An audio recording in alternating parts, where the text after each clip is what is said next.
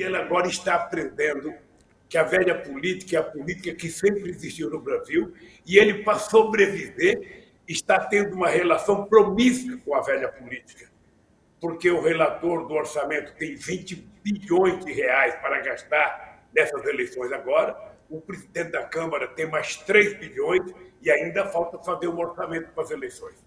Então, meu caro, eu acho que as instituições estão certo, e o Bolsonaro tem que aprender uma lição. A gente faz política com quem a gente tem, a gente faz política com quem foi eleito, a gente faz política com os partidos que existem e não fala bobagem, a gente governa. Então, é isso que eu gostaria de dizer para você, que as instituições estão no caminho certo para tentar corrigir a insanidade do presidente.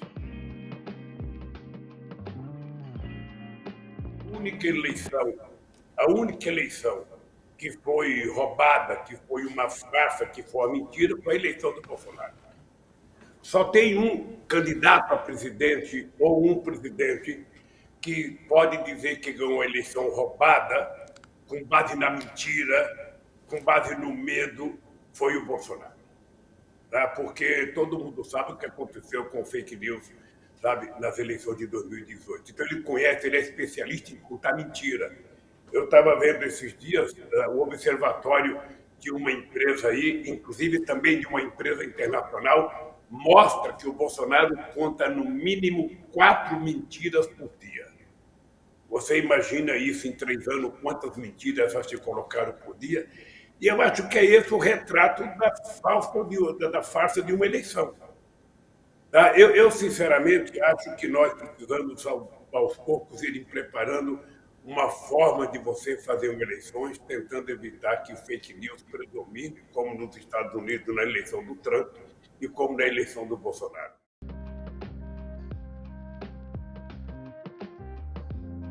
Acho que a gente poderia analisar a CPI, primeiro dando à CPI um crédito muito grande para que ela possa mostrar para a sociedade brasileira, com as investigações que ela está fazendo, o que verdadeiramente aconteceu com a questão do Covid-19, as vacinas, a corrupção envolvendo muita gente na compra de vacinas.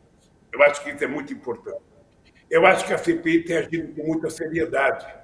Acho que o presidente da CPI, o Aziz, eu acho que o relator da CPI, o Renan, acho que os membros da CPI estão agindo com muita seriedade. E você tem a parte das pessoas que defendem o governo que não sabe mais como defender o governo. Não tem mais argumento, porque quanto aos fatos, não há argumento.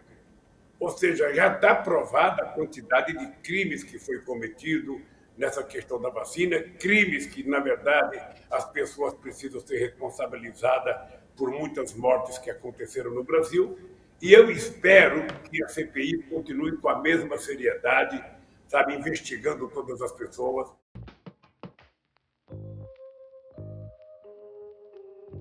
Política. Quando você nega a política, você diz que todo mundo é ladrão, que o Congresso não presta, que a Câmara de Vereador não presta, que a Assembleia não presta, que prefeito não presta, governador não presta, presidente não presta, ministro não presta.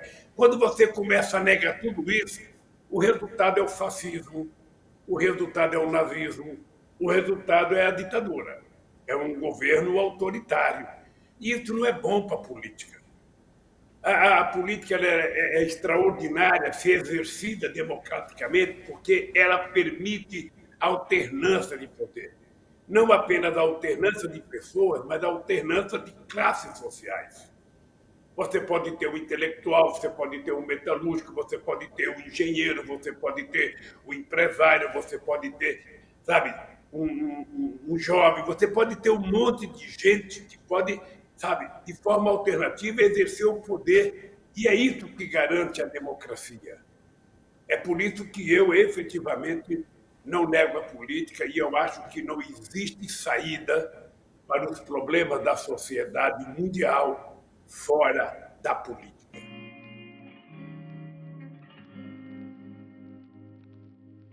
Porque se a gente quiser fazer uma política tributária correta e fazer o Brasil dar certo, nós temos que fazer 2 coisas. Uma é colocar o povo no orçamento e a outra é colocar o rico no imposto de renda. porque a verdade é que quem paga imposto de renda nesse país é quem trabalha, recebe salário, é descontado na fonte.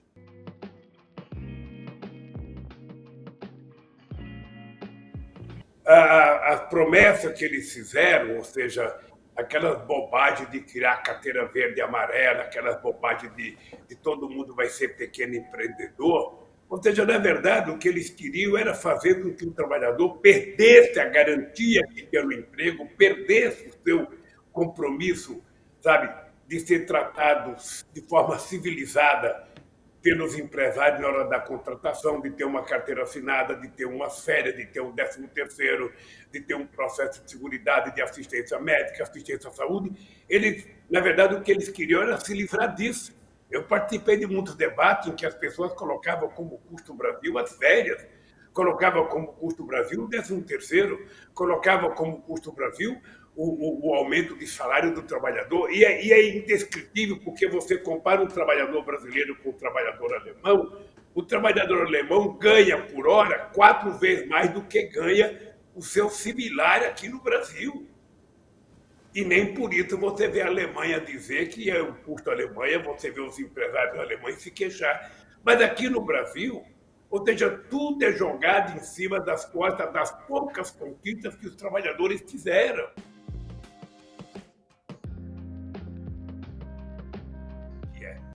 Muita gente fala, mas pouca gente sabe como é que a gente vai gerar os empregos necessários para a juventude. Eu, essa semana, tive uma conversa com alguns jovens. Eu fiquei assustado, porque são quase todos jovens bem formados. Todos jovens com curso universitário, alguns já formados, outros terminando, e eles não têm perspectiva do que fazer na vida. Eles não têm, então é preciso que a gente tenha, sabe, muito cuidado e muita disposição de pensar e envolver todo mundo que tem a ideia para que a gente possa descobrir como oferecer a esse jovem o direito de conseguir realizar o seu sonho de trabalhar naquilo que ele estudou ou tentar prepará-lo para trabalhar em outra função. Eu acho que a gente não pode discutir no Brasil a reforma agrária hoje como você discutia 30, 40 anos atrás, até porque houve mudança na qualidade da produção agrícola, tanto para o pequeno como o grande nesse país. O dado concreto é que nós não temos fome hoje por falta de produção de alimento.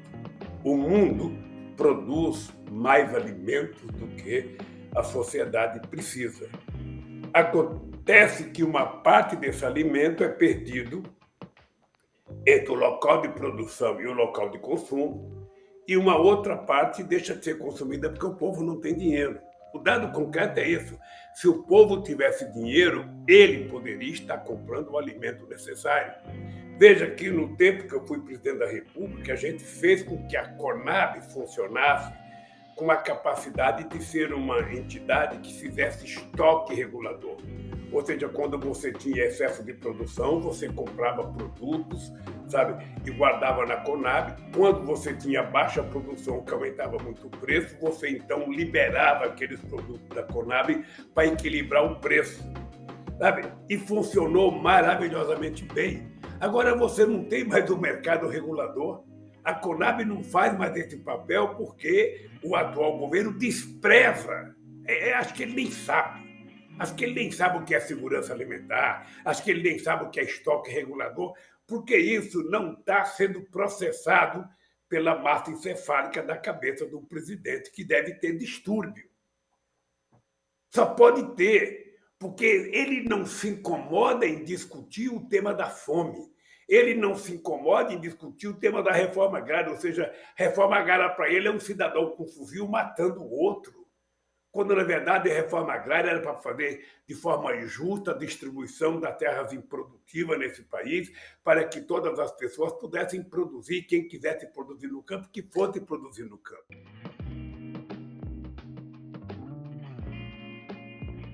E nós temos que levar muito, mas muito, muito a sério o Congresso Nacional. Ou seja, não adianta a gente ficar falando em reforma agrária e depois a gente eleger 2 sem terra para deputado e 380 membros de uma bancada ruralista.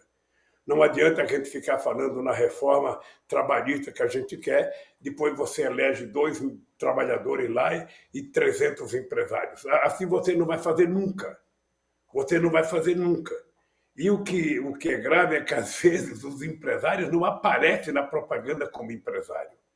Sabe? O fazendeiro, muitas vezes, não aparece na propaganda como fazendeiro, para ficar mais fácil as pessoas definir.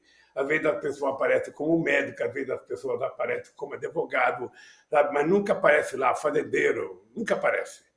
Então, é preciso que a gente pense na bancada. E o PT, fazia tempo que eu não vi o PT discutir com a seriedade que está discutindo a eleição para a Câmara dos Deputados e para o Senado. O que eu acho que é um avanço para o PT, e eu acho que o PT poderá colher bons frutos.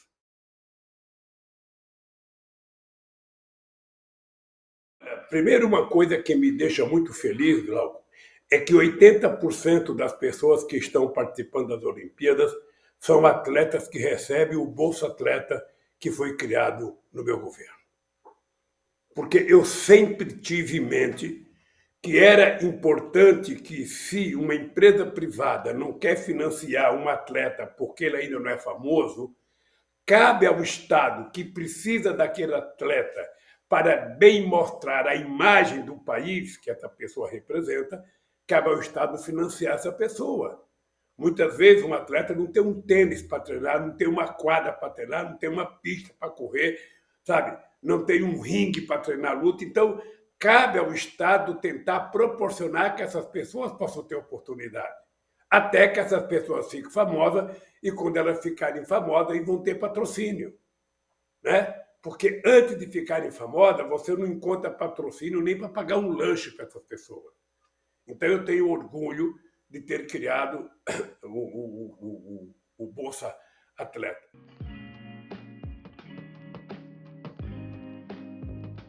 E a sociedade não está feliz também por conta disso. Né? Eu tô dentro de casa desde março do ano passado, sabe? Não é brincadeira, não é brincadeira. Realmente, eu acho que as crianças sofreram, agora voltaram para a escola, vão ver se está tudo direitinho.